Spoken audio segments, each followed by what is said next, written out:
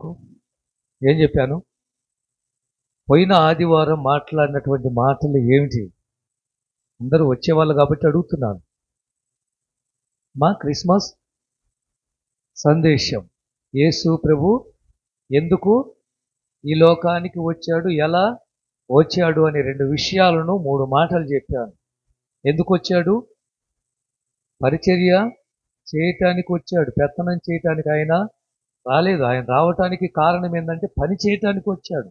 తన తండ్రి పనిని అద్భుతంగా చేసి నిర్వహించాడు. అందుకే సమాప్తమైనదనే మాట మనకు కనిపిస్తుంది. ముగించేటప్పుడు అంతా ఆయన పని ముగించినప్పుడు సమాప్తమైనది అని చెప్పాడు సిలువలో. అంతేకాదు ఎలా వచ్చాడు అన్న విషయాల్లో 3 మాటలు చెప్పాను. ఇప్పుడు చెప్పండి, ఎలా వచ్చాడు యేసు ప్రభు? ఎలా వచ్చాడు? మొదటి మాట, గొప్పవాడయ్యుండి తనను తాను తగ్గించుకొని వచ్చాడు. ఎలా వచ్చాడండి? గొప్పవాడు. ఎంత గొప్పవాడు? ఎంత గొప్పవాడు? ఎంత గొప్పవాడు మన దేవుడు! ఆకాశము, మహా ఆకాశము పట్టజాలనటువంటింత గొప్పవాడు. సమస్త దేవతల కంటే గొప్పవాడు. ఎంత తగ్గించుకున్నాడు? పశువుల పాకలో పుట్టేంతగా. నెంబర్ 2, రెండో మాట, ధనవంతుడయుండి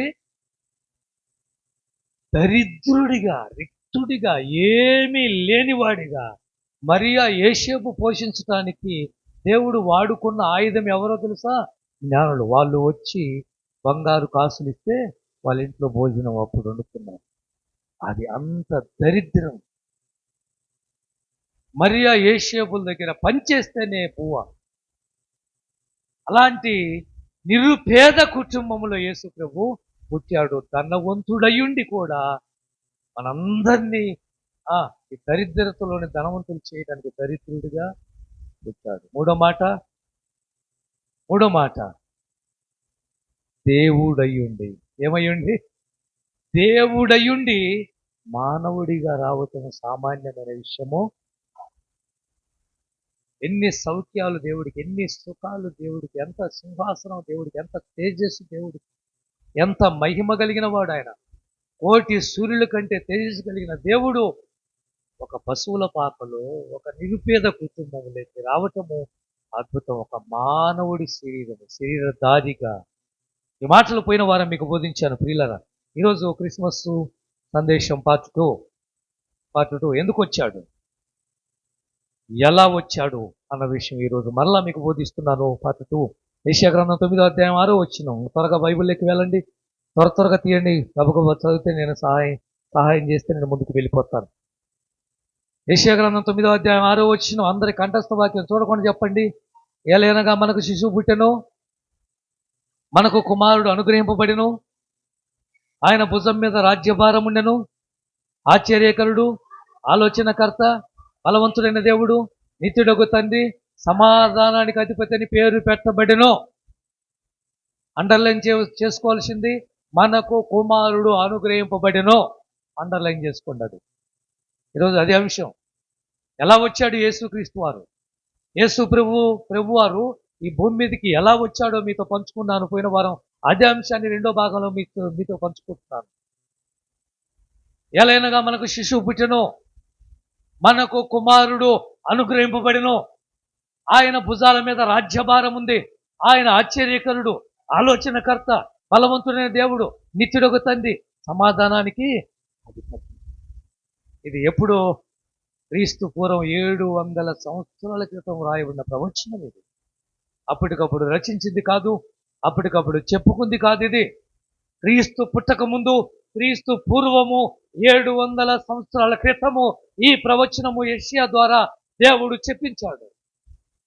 మనకు ఒక ఆయన పుడతాడు, మనకు ఒక కుమారుడు దేవుడు ఇస్తాడు. ఆయన ఏం చేస్తాడంటే మన భారమంతా ఆయన మీద ఉంటుంది. ఆయన మోయగలడు ఎంత భారాన్నైనా. ఆయన ఎలాంటి వాడంటే ఆశ్చర్యకరుడు, ఆలోచనకర్త, బలవంతుడు, నిత్యము నిలిచే తండ్రి, సమాధానానికి పేరు పెట్టబడింది. ఏమనుగ్రహించాడు తండ్రి అయిన దేవుడు మనకు? ఇప్పుడు చెప్పండి. అండర్లైన్ చేసుకుని చెప్పండి. దేవుడు మనకు ఏమనుగ్రహించాడు? తండ్రి మనకు ఏమిచ్చాడు? తన కుమారుణ్ణి ఇచ్చేసి. సింపుల్గా షార్ట్కట్లో 3 మాటలు, మొదటి 3 మాటలు. ఎలా వచ్చాడంటే యేసుక్రీస్తు ఈ భూమి మీదకి దైవ కుమారుడిగా వచ్చాడు, లేక దేవుని కుమారుడిగా వచ్చాడు. మొదటి మాట గుర్తుపెట్టుకోండి. ఎందుకంటే అన్నీ చెప్పడానికి కుదరదు కాబట్టి, నేను మనకు బల్లారాధన ఉంది కాబట్టి టైం చాలా జాగ్రత్తగా వాడుకుందాం. ఎలా వచ్చాడు ఈ లోకానికి యేసుక్రీస్తు ప్రభువారంటే దైవ కుమారుడు లేక దేవుని కుమారుడు. దేవుని కుమారుడు. దేవుని కుమారుడు అంటే ఎంతమందికి తెలుసు? దేవుని కుమారుడు అంటే అర్థం చెప్పండి నాకు కాస్త. దేవుని కుమారుడు అంటే అర్థం చెప్పండి. దైవిక స్వభావం కలిగిన వాడు. దేవుని కుమారుడు అంటే అర్థము గుర్తుపెట్టుకోండి. కొన్ని విషయాలు చెప్తాను. దేవుని కుమారుడు అంటే అర్థం ఏంటంటే, దేవునికి ఎలాంటి స్వభావం ఉందో, తండ్రికి ఎలాంటి స్వభావం ఉందో, కుమారుడు అలాంటి స్వభావం కలిగిన వాడు. అట్లని దేవుడు పెళ్లి చేసుకున్నాడు, ఈ కొడుకు పుట్టాడు అనడానికి లేదు. మన దేవుడు త్రిత్వం అంటే తండ్రి, కుమార, పరిశుద్ధాత్మ. హిందువులు తెలుసా? వాళ్ళు ఏమంటారు? ఆ అవతార పురుషుడు వచ్చారు, 10 అవతారాలు మనకు అంటుంటారు.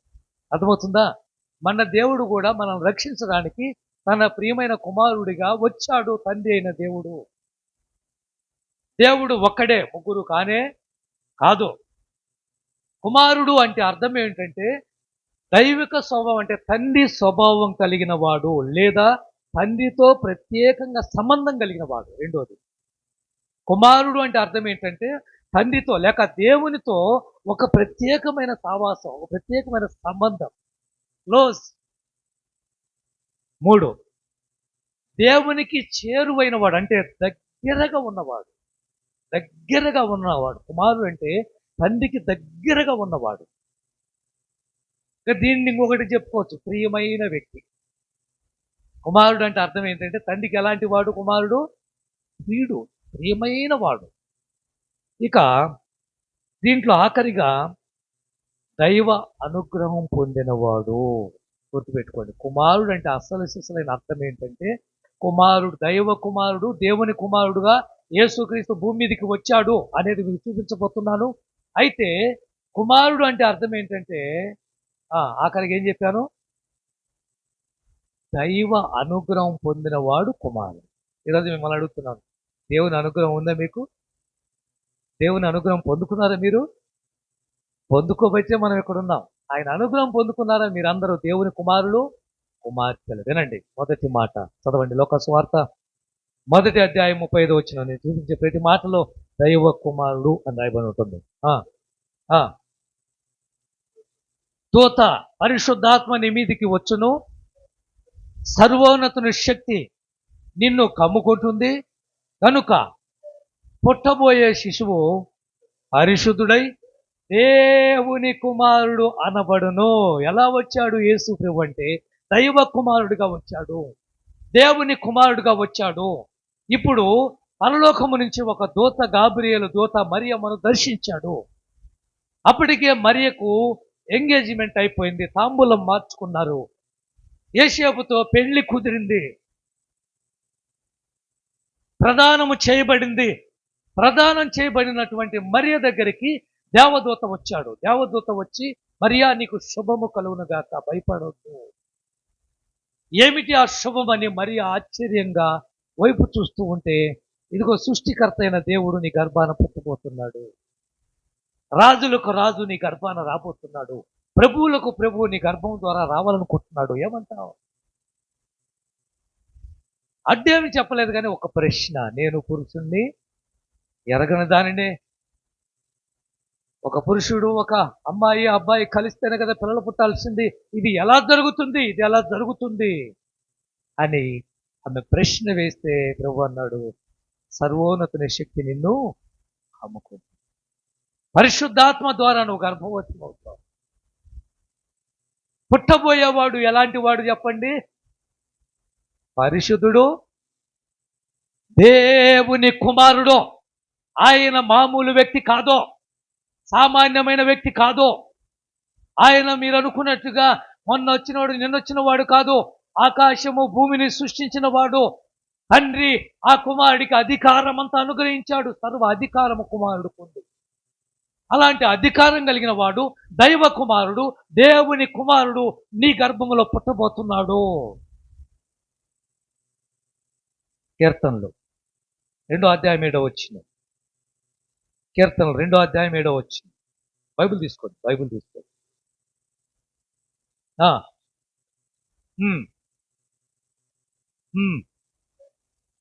యెహోవా నాకు ఇలాగు సెలవిచ్చెను, నీవు నా కుమారుడివి, నేను నిన్ను కన్నాను. తండ్రి చెప్తున్నాడు, నువ్వెవరు అనుకున్నావు?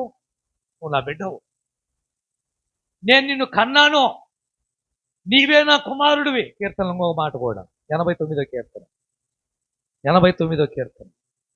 27 కావున సరిగ్గా చదవాలి. నా జ్యేష్ఠ కుమారుడిగా. ఎలాంటి కుమారుడు యేసు ప్రభు తండ్రికి? చెప్పండి. స్తోత్రం. ఆయన కన్నాడు, నేను నిన్ను కన్నాను అని చెప్తున్నాడు. ఇప్పుడు అంటున్నాడు, నీవెవరు అనుకుంటున్నావు? నాకు జ్యేష్ఠ కుమారుడు, ప్రియమైన కుమారుడు. ఆధారం బైబిల్లో దైవ కుమారుడు అనటానికి ఆధారం. యేసు ప్రభు వారు 12 మంది శిష్యులతో కలిసి ప్రయాణం చేస్తున్నప్పుడు వాళ్ళందరితో మాట అడిగాడు, నా గురించి గలిలయ, యెరూషలేము, ఇంకా ఆ తర్వాత నజరేతు, ఆయా ప్రాంతాలకు యేసు తిరిగాడు కదా. తిరిగినప్పుడు నా గురించి జనులు ఏమనుకుంటున్నారు వేసాడా? అడిగాడా? ఏమన్నాడు? నా గురించి ప్రజలు ఏమనుకుంటున్నారు అని ప్రశ్న వేస్తాడు. కొంతమంది అంటారు, నువ్వు బాప్తిసం ఇచ్చి యోహాను అనుకుంటున్నారు. అప్పటికే బాప్తిసం ఇచ్చి యోహాను ఏం చేశారు? చంపేశాడు. ఏ రోజు తల నరికిచ్చేశాడు. మరలా బాప్తిసం ఇచ్చి యోహాను వచ్చాడు అనుకుంటున్నారు. నెంబర్ 2 ఏలి అనుకుంటున్నారు, లేదా ఒక ప్రవక్త అనుకుంటున్నారు అని వాళ్ళు ప్రశ్న చెప్తారు. అయితే పేతురు ఏమన్నాడు తెలుసా? చదవండి, మత్తయి సువార్త 16:16 కొంచెం త్వరగా మీరు బైబిల్, నేను ఈ ఉదాహరణ చెప్తుంటేనే బైబిల్ ఎక్కడుందని తీసి పెట్టుకోవాలి మీరు. 16:16 అందుకు సిమోను పేతురు, నీవు సజీవుడువగు దేవుని కుమారుడవో, నీవు అయ్యా ప్రవక్తవు కాదు, నువ్వు బోధకుడు కాదు, నువ్వు మరి అంటది, బోధకుడా అంటది సమాధిలోంచి లేచినప్పుడు. రబ్బీ అంటే బోధకుడా. చాలా మంది గురువు అంటారు. యేసు ప్రభు ఒక మత బోధకుడని, ఆయన ఒక ప్రవక్త అని. ఈరోజు కూడా కొంతమంది యేసు ప్రభుని ప్రవక్తగా అనిపిస్తున్నారు, దేవుడుగా నమ్మరు. అయితే ఇప్పుడు పేతురే చెప్తున్నాడు, సజీవుడువైన దేవుని కుమారుడు నువ్వు. యేసు ప్రభు ఆశ్చర్యపడే సమాధానం తెలుసా మీకు? ఎవరు చెప్పలేకపోయారు, అక్కడ ప్రశ్నకు జవాబు చెప్పలేకపోయారు. పేతురు చెప్పిన తర్వాత యేసు ప్రభు అన్నాడు, ఇది నీ వల్ల అయిందైతే కాదు. అది అర్థమైందా? ఇది నీ సొంతంగా, నీ సొంత జ్ఞానంతో, లేక నీకున్నటువంటి ఏమంటారు మంచి తెలివితేటలతో చెప్పిందైతే కానే కాదు. మరి ఇది తండ్రి నీకు తెలియపరిచి, నేనెవరో నేనేమిటో ఆ తండ్రి నీకు బయలుపరిచాడు కాబట్టి నువ్వు చెప్పావో.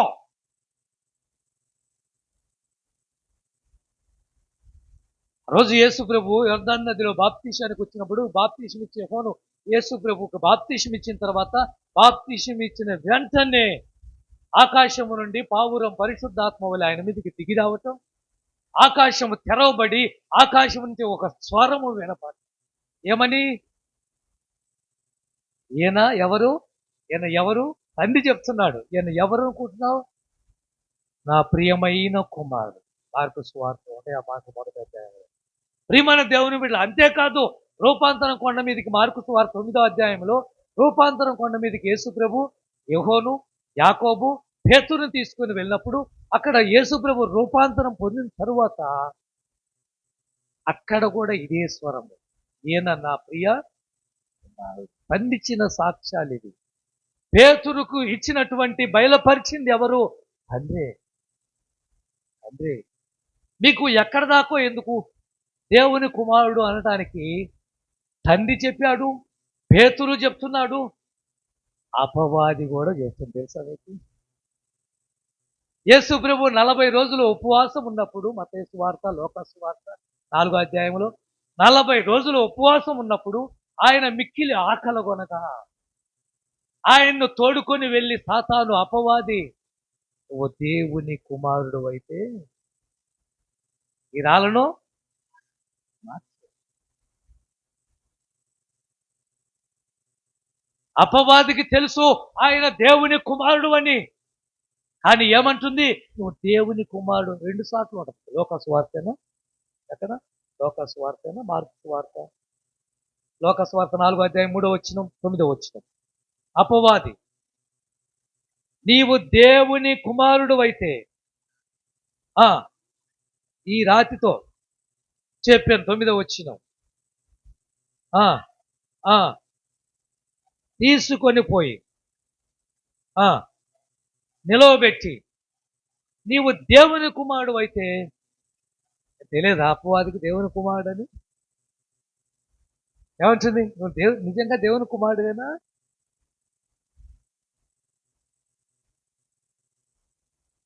బాప్తిసం ఇచ్చే యోహాను యేసుప్రభువు వస్తూ ఉంటేనే ఆయన చెప్తాడు, ఇది లోక పాపమును మోసుకుని పోయే దేవుని గొర్రెపిల్ల. నేను ఇచ్చే బాప్తిసం వేరు, ఆయన ఇచ్చే బాప్తిసం. నేను నీళ్లతోనే ఇస్తున్నాను, ఆయన అగ్నితో పరిశుద్ధాత్మతో మీకు బాప్తిసం ఇస్తాడు. ఆయన చెప్పులు వారు ఇవ్వటానికి కూడా నేను పాత్రుడిని కాదు అంటూ ఆయన ఇచ్చిన సమాధానం కూడా చదవండి. యోహాను సువార్త 1వ అధ్యాయం 34వ వచనం. బాప్తిసం ఇచ్చే యోహాను చెప్పి, ఈయనెవరు? ఇప్పుడు బాప్తిసం ఇచ్చే యోహాను చెప్తున్నాడు. ఈయన ఎవరు అనుకుంటున్నారు మీరు? లోక పాపమును మోసుకొని పోయే దేవుని గొర్రె పిల్లే కాదు, పరిశుద్ధాత్మ అగ్నితో బాప్తిసం ఇచ్చేవాడే కాదు, ఈయనే దేవుని కుమారుడని నేను సాక్షి చెప్తున్నాను. దెయ్యాలకు తెలుసండి దేవుని కుమారుడు అని. తెలుసా మీకు? చాలా దెయ్యాలు పట్టిన చూశారా మీరు? చాలా దెయ్యాలు బట్టి సమాధుల్లో ఉండేవాడు, భార్య పిల్లలను పోగొట్టుకుని సమాధుల్లో ఉండేవాడు, సమాధుల్లో నివాసం ఉండను అని రాయబడింది. రాళ్లతో శరీరాన్ని గాయపరుచుకునేవాడు, కేకలేసేవాడు, దాన్ని వచ్చిపోయే వాళ్ళను తిట్టేవాడు, కొట్టేవాడు, వీళ్ళైతే రాళ్ళు ఇచ్చినవాడు. అలాంటి వాడి దగ్గరికి యేసుప్రభు ఆ గెరాసన ప్రాంతానికి వెళ్ళినప్పుడు యేసుప్రభు చూడగానే ఆ చాలా దెయ్యాలు పట్టిన 2000 దెయ్యాలు పట్టిన వాడు మాట్లాడిన మాటలు చదవండి. మార్కు సువార్త 5వ అధ్యాయము 25వ వచనం.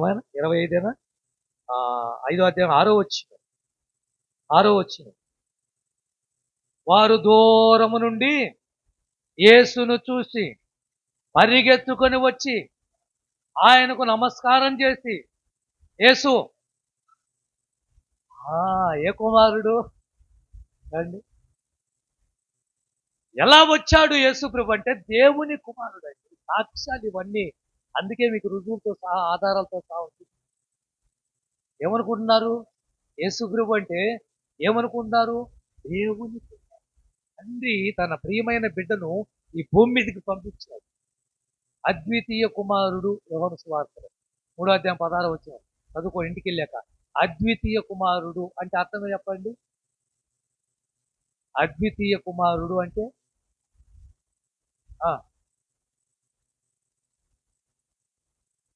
ఇష్టమైనది.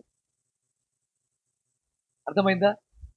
వీడు లేకుండా నేను ఉండలేను, అది అద్వితీయ కుమారుడు.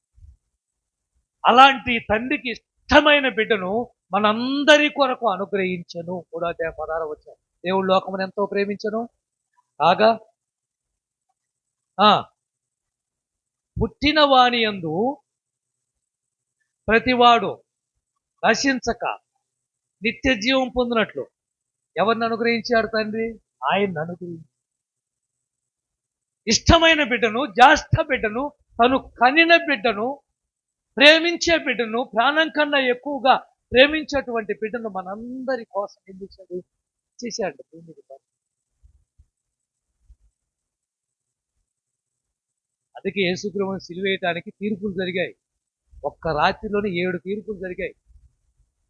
ఏమండి, బుధవారం యేసుప్రభువుని పట్టుకున్నారు, తీసుకెళ్లారు. గురువారం రాత్రి అంతా నిద్రలేదు ఆయన. శుక్రవారం పొద్దున్న 9 గంటలకల్లా సిలువకు అప్పగించేశారు. చూడండి, ఒక రోజులో 7 తీర్పులు. ఒక తీర్పు కాదు, 7 తీర్పులు. అందులో ప్రధాన యాజకుడి ఇంటి దగ్గర కూడా తీర్పు జరిగింది. ప్రధాన యాజకుడు తెలుసా మీకు? ప్రధాన యాజకుడు ఎవరు? సేవకుడు అండి. యాజకుడు అంటే సేవకుడే కదా. ప్రధాన యాజకుడు అంటే అర్చకులు అంటారు కదా, ఏది పీఠాధిపతులు. అలాంటి ఇంట్లో కూడా యేసుప్రభుని నిలబెట్టి తీర్పులో పెట్టారు. హేరోదు దగ్గర తీర్పు, పిలాతు దగ్గర తీర్పు, ప్రధాన యాజకుల దగ్గర తీర్పు, కయప అన్న దగ్గర తీర్పు. ఇట్లా ప్రశ్నల మీద ప్రశ్నలు కురిపించారు. ప్రధాన యాజకుడి దగ్గర ఈ ఉంటారుగా దుండగులు, శాస్త్రులు, పరిశీలీలు, యూదులు. ప్రధాన యాజకుడు నమ్మించాలని ప్రధాన యాజకుడి దగ్గర అబద్ధ సాక్ష్యాలను చేసుకొచ్చారు. ఏమని? ఈయన దేవాలయాన్ని 3 రోజుల్లో పడగొట్టి కడతాడు. యెరూషలేము దేవాలయం సామాన్యంగా 40 సంవత్సరాలు పట్టిందని మాట్లాడు. 3 రోజుల్లో కడతానన్నాడు అనే సాక్ష్యం. ఈయన దేవుని కుమారుడు అని చెప్పుకుంటున్నాడు. నిజాలే అవన్నీ. దేశ ద్రోహం చేశాడు అని చెప్పి ప్రధాన యాజకుడి దగ్గరికి వచ్చి చెప్తే చదవండి ఆ మాటలు. ప్రధాన యాజకుడు ఏమన్నాడు? మార్కు సువార్త 14వ అధ్యాయము 61వ వచనం.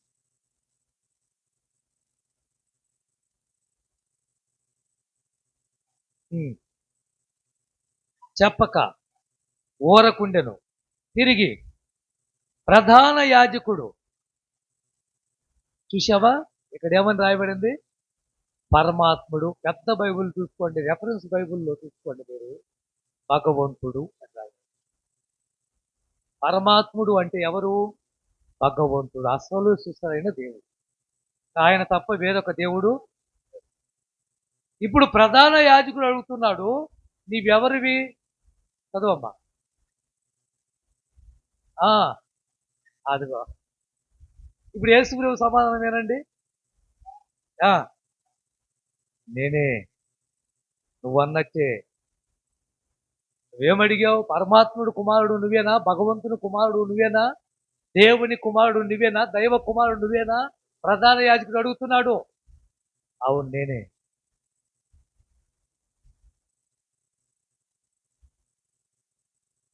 ఆయన గురించి అపవాది చెప్తుంది, నువ్వు దేవుని కుమారుడు గారు. శానా దెయ్యాలు చెప్తున్నాయి దేవుని కుమారుడు. బాప్తీసుమిచ్చే యోహాను చెప్తున్నాడు ఈయన దైవ కుమారుడు. ప్రధాన యాజకుడు అంటున్నాడు, నువ్వు దేవుని కుమారుడువేనా? క్రీస్తే చెప్తున్నాడు, అవును నేను దేవుని కుమారుడు. ఆ రోజు మరియ దగ్గరికి వచ్చిన దేవదూత చెప్పింది కూడా ఆ మాట. ఏమని?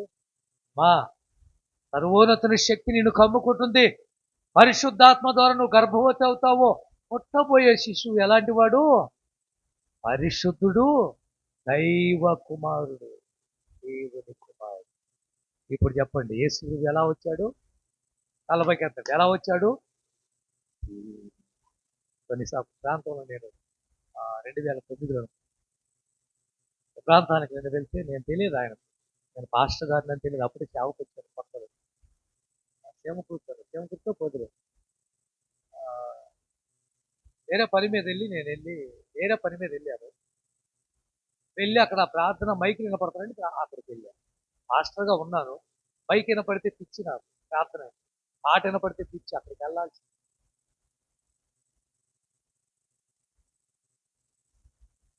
ఆ రోజు బహుశా శనివారం అనుకుంటా. నేను వెళ్ళా. అక్కడున్న దైవజనుడు పొదిలి అనుకుంటా, ఊరికి వెళ్ళి వస్తా, ఆదివారానికి ఇక్కడికి రావాలి. సరేలే, ఇంకొక బస్సు పట్టుకుని వెళ్ళొచ్చు అని చెప్పేసి పొదిలి ఆడ మైక్ వినపడుతుంటే వెళ్ళిన తర్వాత మాస్టర్ గారు పాటలు అయిపోయిన తర్వాత మన మధ్యలో ఉన్న పాస్టర్ గారు వచ్చి కాసేపు మాట్లాడతారు. అర్థం కాదు. నేనెవరో ఆయనకు తెలియదు, ఆయన ఎవరో కూడా నాకు తెలియదు. ఆయన అంటున్నాడు, మన మన మధ్యలో ఉన్న పాస్టర్ గారు వచ్చి ఒక 10 నిమిషాలు మాట్లాడతాడన్నాడు. ఎవరని నేను చూస్తున్నాను. మీరేనండి పాస్టర్ గారు రండి అంటున్నాడు. నా దగ్గర బైబిల్ లేదు, బ్యాగు లేదు, సంచి లేదు, ఏ జోలి లేదు.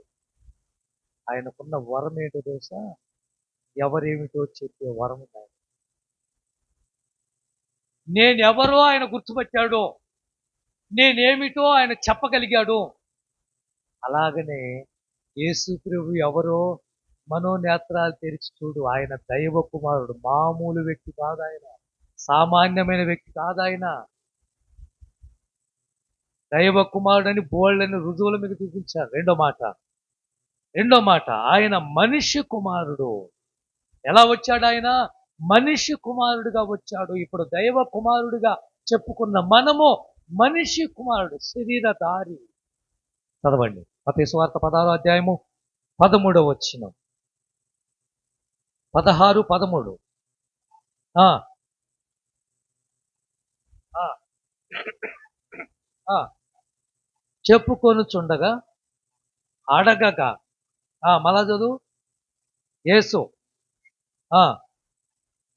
వచ్చి అండర్లైన్ చేసుకోండి. ఇందాక నేను చెప్పింది ఈ భాగం. జనులు నా గురించి ఏమనుకుంటున్నారు అనే దాని ముందు మనిషి ఎవరని చెప్పుకుంటున్నారు, ఏమని చెప్పుకుంటున్నారు, నా గురించి ఎలా చెప్పుకుంటున్నారు? ఒక మాట చదవండి. మార్కు సువార్త 10వ అధ్యాయం 45 వచ్చిన 10:45. 10:45.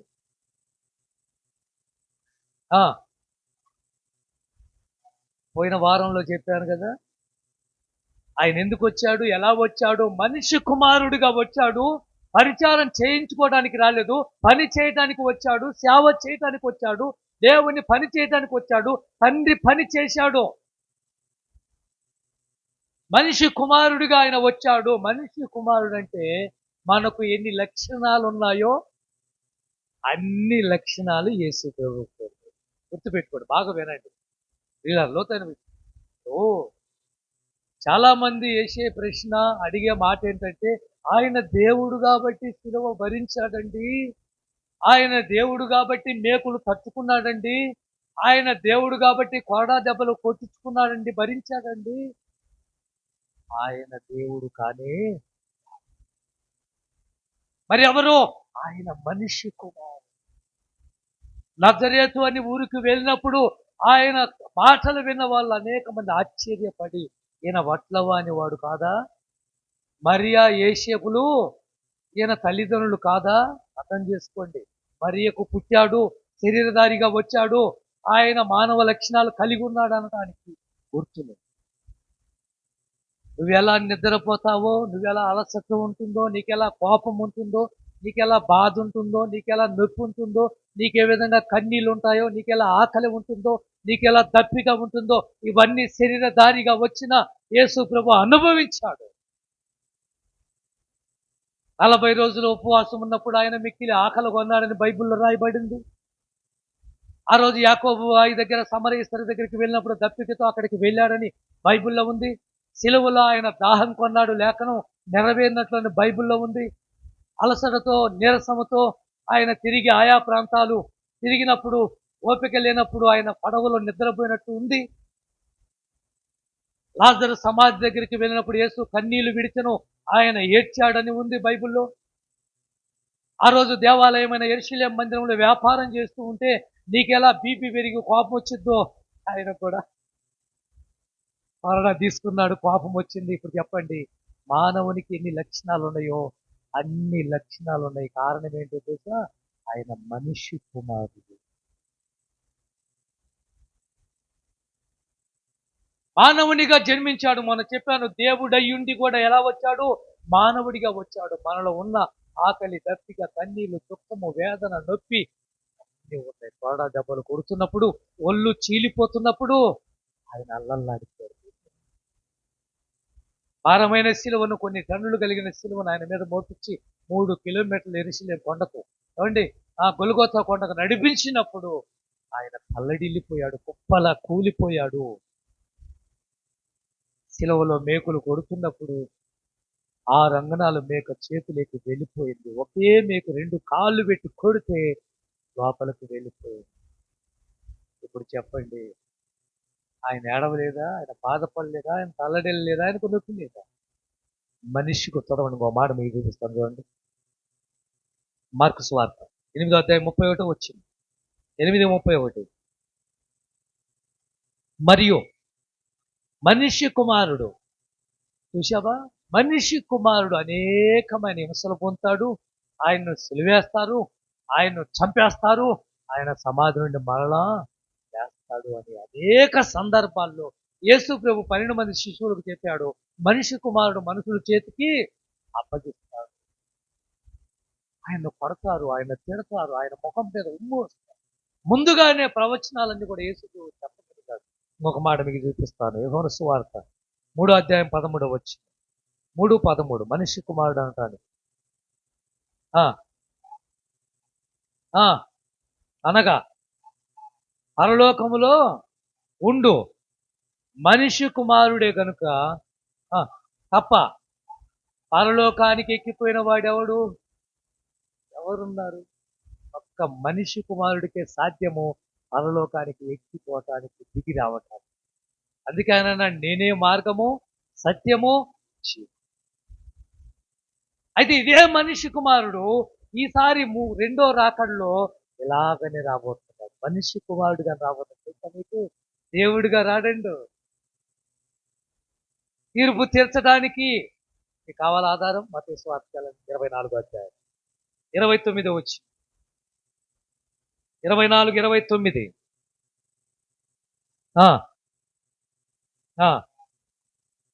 కమ్మును ఎడు ఆకాశము నుండి నక్షత్రాలు రాలిపోతాయి, శక్తులు కదిలింపబడతాయి. అప్పుడు మనిషి కుమారుడు సూచన కనబడును. ఎలా వస్తాడు చెప్పండి? ప్రభావంతోను మహామహిమతోను ఆకాశ మేఘారుడై ఆయన వచ్చుట అందరూ చూస్తారు, రొమ్ము కొట్టుకుంటారు, భూమి దద్దరిల్లుతుంది, ఆకాశము సూర్యుడు నల్లబడిపోతాడు, చంద్రుడు కాంతి లేకుండా నక్షత్రాలు. మనిషి కుమారుడు. ఒకసారి జక్కయ్య ఇద్దరు మాట్లాడుకుంటున్నారు. ఇద్దరు మాట్లాడుకోండి, ఏమన్నా తెలుసా? జక్కయ్య అడిగాడు. జక్కయ్య తెలుసా మీకు? జక్కయ్య చెట్టు, మేడి చెట్టు జక్కయ్య. ఇప్పుడు బాగా గుర్తొస్తుంది. ఎవరు? ఏ జక్కయ్య? మేడి చెట్టు. పొట్టి జక్కయ్య, భలే చెప్పావు. పొట్టి జక్కయ్య సమరయ స్త్రీ ఇద్దరు కలిశారట. సమరయ స్త్రీని అడిగాడట, అమ్మా ఆ రోజు యాకోబు బావి దగ్గరికి మెస్సయ్యగా వచ్చిన వాడి మాటలు విని నువ్వు మారావా అన్నాడు. ఆమె అందట, దేవుడే మానవుడిగా నా దాకా వస్తే నేను అప్పుడు కూడా మారకపోతే ఈ బ్రతుకు అర్థమే లేదు. నేను పూర్తిగా మారిపోయాను, మా ఊరి వాళ్ళని కూడా మార్చాను అనదట. ఇప్పుడు ఆమె ప్రశ్న వేసింది జక్కయ్య గారిని, ఏమండి జక్కయ్య గారు, మీరు పొట్టివాడైనందున యేసుని చూడలేక మెడిచి తెక్కారు కదా, ఆయన మీ ఇంట్లోకి వచ్చాడు కదా, మరి నువ్వు మారావా అంటే ఈ జక్కయ్య చెప్పాడట, ఇంత గొప్ప దేవుడు మానవుడిగా, మనిషిగా మేడు చెట్టు దగ్గరికి వచ్చి నా పేరు జక్కయ్య అని పిలిచినప్పుడే నాలో పరివర్తన మారిపోయింది, నాలో ప్రవర్తన మారిపోయింది, నా ఆలోచన మారిపోయింది. ఆయన నా ఇంటి దాకా అడుగు పెట్టడం ఆలస్యమో, ఎవరి దగ్గర అన్యాయంగా ₹1 తీసుకున్నానో 4 రూపాయలు వెల చెల్లించాను. ఇంతకన్నా మార్పు ఇప్పుడు కూడా నేను మారకపోతే ఏంది? ఇంత గొప్ప దేవుడు మానవుడిగా మన మధ్యలోకి వచ్చి మనతో ఉంటే ఇప్పుడు కూడా మనం మారకపోతే ఈ జీవితానికి అర్థమే లేదన్నమాట. ఇప్పుడు చెప్పండి, అంత గొప్ప దేవుడు నీ కోసం నీ దగ్గరికి నీతో ఉండటానికి వస్తే నువ్వు మారకపోతే, నీ జీవితాన్ని మార్చుకోకపోతే, ఇప్పుడు వెళ్ళి పొట్టి జక్కయ్యని అడగండి, నువ్వు మారావా అని. ఆయన మేడి చెట్టు ఎక్కినప్పుడే, నా పేరు పిలిచినప్పుడే నేను మారాను. ఏమండి, సమరయ స్త్రీ దగ్గరికి వెళ్ళి అడగండి, అమ్మా ఎప్పుడు మారావంటే, ఆయన నాతో మెస్సియా అని చెప్పగానే ఆ మెస్సియా నేనే అన్నాడు. చూడు, దేవుడే వచ్చాడా, మానవుడిగా వచ్చాడా, నా కోసం వచ్చాడా, పాపకుండా అక్కడే వదిలిపెట్టాను. అక్కడే నా జీవితం మారిపోయింది. బావి దగ్గరే, యాకోబు బావి దగ్గరే. ఊర్లోకి వెళ్ళి చెప్పిందేమిటో తెలుసా? నేను చేసినవన్నీ, నాతో చెప్పినవన్నీ ఈ కనులారా చూశాను. ఆయన మెస్సయ్య. సుకార్ అనే గ్రామములో తెప్పల తెప్పల జనం వచ్చి పడ్డారు. ఆమె చెప్పిన మాటలు కాక మేము చూసి నమ్ముతున్నాము. నిజంగా ఈయన? చెప్పండి. నిజంగా ఈయన? నిజంగా ఈయన లోకరక్ష? ఆ మాట కోసం నేను ఏమండి, ప్రజలు ఇచ్చిన సాక్ష్యం ఏంటి? ఒక అమ్మాయి, ఒక వేశ్య, సమరయ స్త్రీ వెళ్ళి సాక్ష్యం చెప్తే ఊరు ఊరు మారి వాళ్ళు చెప్తున్న సాక్ష్యం ఏంటి తెలుసా? ఈయన నిజంగా లోకరక్షకుడు, ఈయన దేవుడు, దేవుని కుమారుడు, మనిషి కుమారుడు, ఈయన లోకాన్ని రక్షించడానికి వచ్చిన మహానుభావుడు అని విశ్వసించారు. 2 రోజులు మా దగ్గరే ఉండని సుకార గ్రామం నుంచి ఆయన కదలనీయలేదు. మూడో మాట అయిపోయింది. మొదటి మాట చెప్పండి ఒకసారి. ఎలా వచ్చాడు? దేవుని కుమారుడిగా వచ్చాడు. రెండోది మనిషి కుమారుడిగా వచ్చాడు. మూడోది చెప్పండి,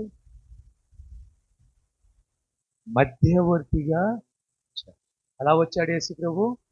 మధ్యవర్తి. మధ్యవర్తి అంటే తిమోతి రాసిన పత్రిక, మొదటి పత్రిక, 2వ అధ్యాయం 5వ వచనం. 2వ అధ్యాయం 5వ వచనం.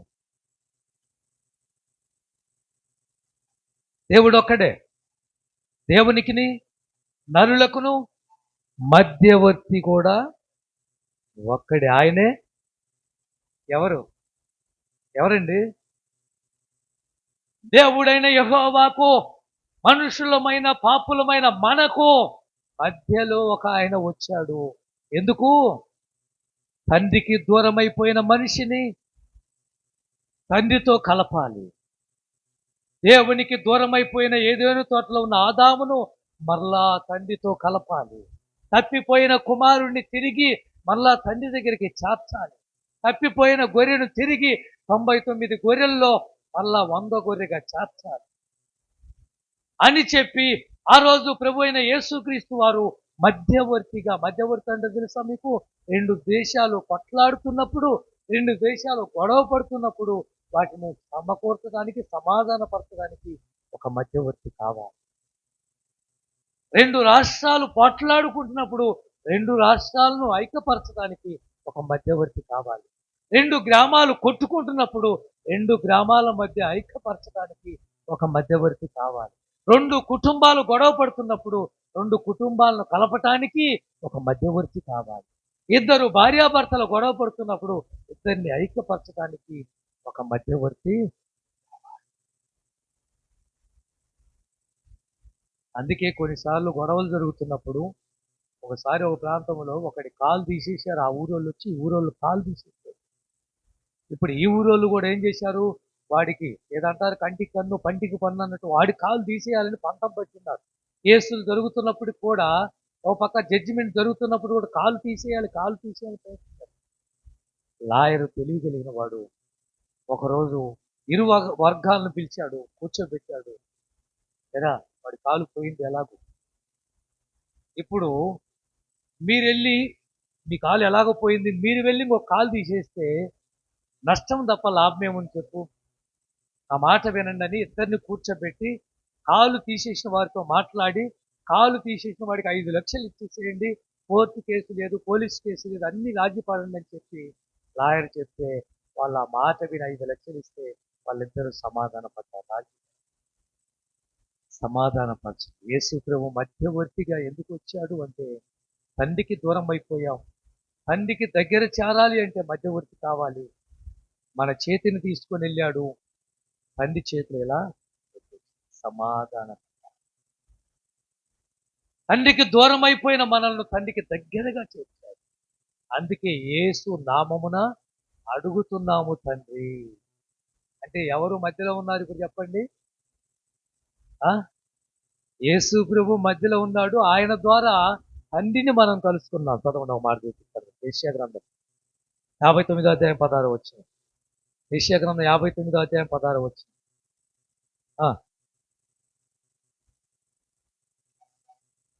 చూశాను, ఆశ్చర్యపడ్డాడు. కాబట్టి ఆ, చేశాను. ఆ, ఆయను ఉమ్, ధరించుకున్నాను. ఆ, ఉమ్, చాలే. చూసావా, తండ్రి అయిన దేవుడు ఏం చూశాడు? ఆదాము ఏదో తోటలో తప్పిపోయాడండి. తండ్రికి దూరం అయిపోయాడు. తండ్రితో కలిసే అవకాశం లేదు. ఏం చూశాడు ఆయన? మధ్యవర్తి కావాలి. మధ్యవర్తి లేకపోవటం చూసి ఆశ్చర్యపడ్డాడు. ఈ మధ్యవర్తిగా ఎవరిని పంపించాలి?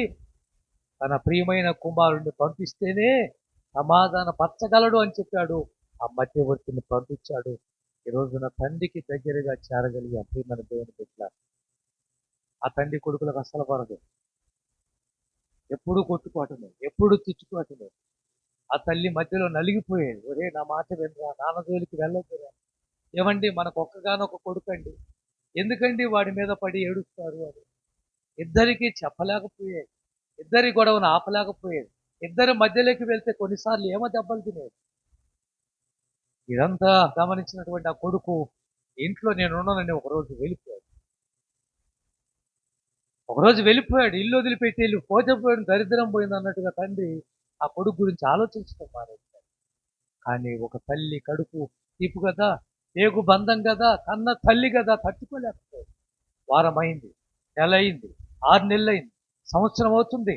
తిరిగి వస్తాడని ఎదురు చూసింది, రాలేదు. ఆఖరికి తల్లి నీరసించిపోయింది. తిండి తిప్పలు మానేసింది. ఆకలితో అల్లాడిపోతుంది. అన్నం తినడం మానేసింది. దిగులు పెట్టుకుంది. కొడుకు మీద బెంగ పెట్టుకుంది. ఆఖరి క్షణాల్లో ఉంది. అప్పుడు ఆ భర్తను పిలిచాడు. అంటుంది, నా కొడుకు ఎక్కడున్నాడో వాడిని తీసుకొని రా, నేను ఎలాగా బతకను అని చెప్తే మొత్తానికి మనుషులను పెట్టాడు. ఆ కొడుకును వెతికించాడు. ఎక్కడ ఉన్నాడో పట్టుకొచ్చారు. ఆ కొడుకు వచ్చేసాడు ఇంటికి. ఇంటికి వచ్చేసే వరకు ఆ తల్లి ఆఖరి సావు బ్రతుకుల్లో ఉంది. ఆఖరి క్షణాల్లో, చివరి రోజుల్లో ఆ కొడుకుని దగ్గరికి తీసుకుంది. ఆ భర్తను దగ్గరికి పిలిచింది. ఇద్దరు చేతులు పట్టుకుంది.